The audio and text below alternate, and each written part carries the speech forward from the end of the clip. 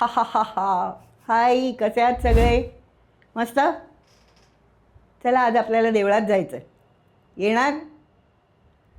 आपल्या गोष्टीतला हत्ती आहे ना, तो देवळात जातो दररोज. त्याच्याबरोबर येणार आहात?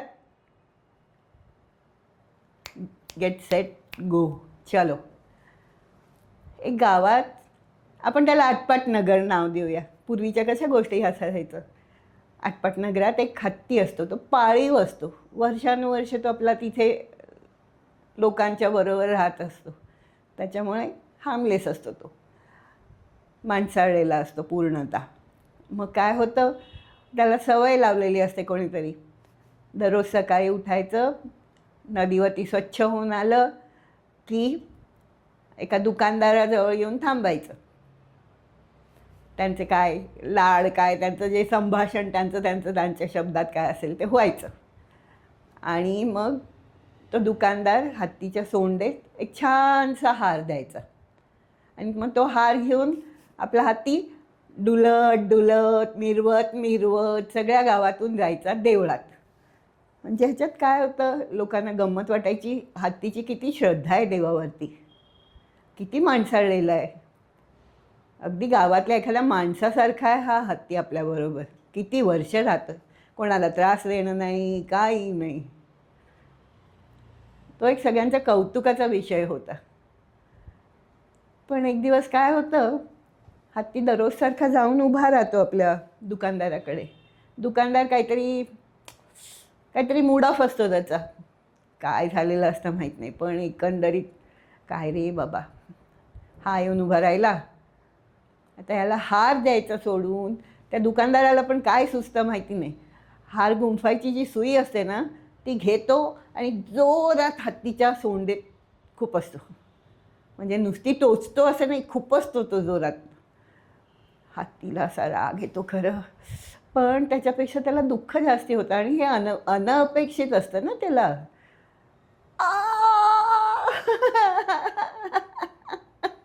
तो पण खूप कळवळतो.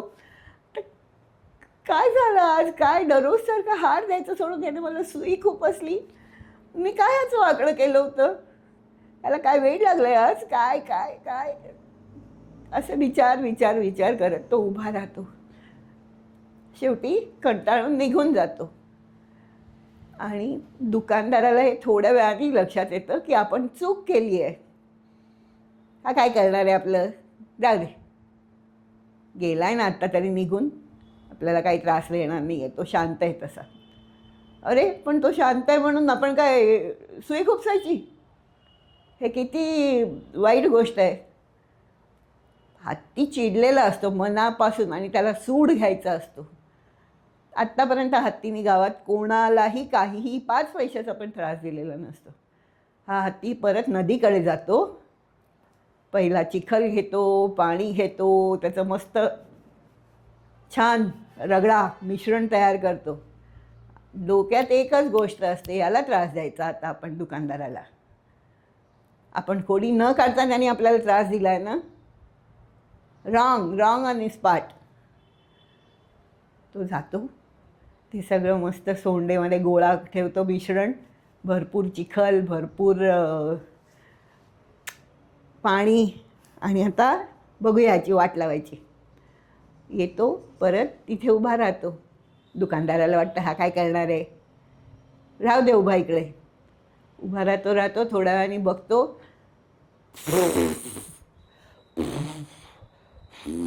2-3 वेळा फवारे मारतो.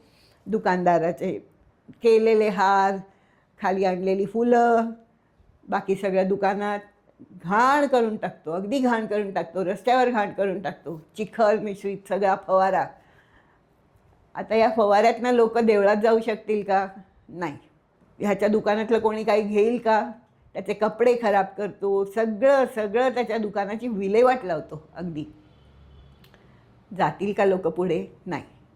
आज ह्याच्या धंद्याचं सगळं नुकसान मुद्दामून केलं असं नाही, पण त्यांनी मला त्रास दिला म्हणून मलाही त्याला त्रास द्यायचा होता. सगळी लोक बघतात, या दुकानाकडे आज कोणी फिरकायला तयार नसतं.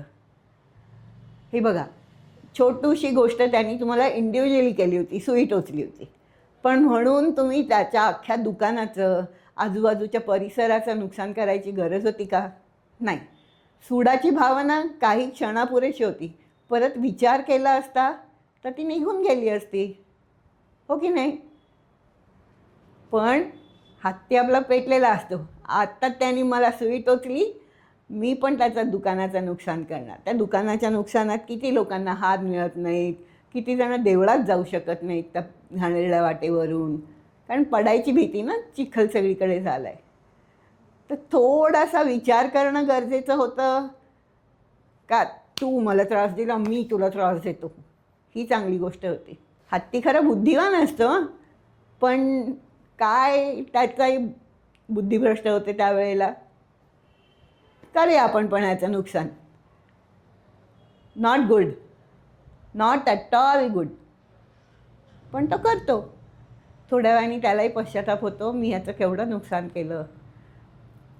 दुकानदाराला नंतर लक्षात येतं, पश्चाताप होतो, मी किती जोरात सुई टोचली, केवढा कळवळला होता तो मगाशी. अति राग चांगला असतो का? नाही. तुझा आणि राग कुठल्या तरी गोष्टीचा कुठल्या तरी कोणावर तरी काढणं हेही चुकीचं आहे. दुकानदार ते करतो, हा पण रागाच्या भरात त्याच्या दुकानाचं नुकसान करतो. नंतर त्याला असं वाटतं किती वाईट केलं मी आज, किती जणांना हे मिळणार नाही आहे, किती जणांना आज फुलं मिळणार नाहीत, देवळात जाता येणार नाही आहे. दोघांनाही सॉरी फिलिंग येतं, पण त्या सॉरी फिलिंगचा उपयोग असतो का? नाही. तर एका मिनटापुरेसा तुम्ही विचार करा आणि मग कृती करा. बरोबर आहे? तुम्ही पण हेच करायला पाहिजे. शाळेत एकाने मारलं की दुसरा आहे टणम, हां चल मी पण तुला हाणतो. Not good. तर थोडासा विचार करणं गरजेचं आहे before you work out on something. कराल ना तुम्ही हे सगळं? तुम्ही तर सगळी गुड बॉईज आहात. ऑफकोर्स गर्ल्स पण, नाही तर म्हणाला आम्ही काय वाईट आहोत का, भांडायला लगेच तयार हत्तीसारखे, नाही ना? तर काहीही कृती करायच्या आधी त्याचा परिणाम काय होतील, नुकसान काय होईल ह्याचा विचार करायला शिकायचा. करणार ना तुम्ही सगळे? लोकांचं नुकसान करायचं नाही, बिलकुल नाही. चला मग आपण पुढच्या गोष्टीत भेटूया पुढच्या वेळी. Bye bye.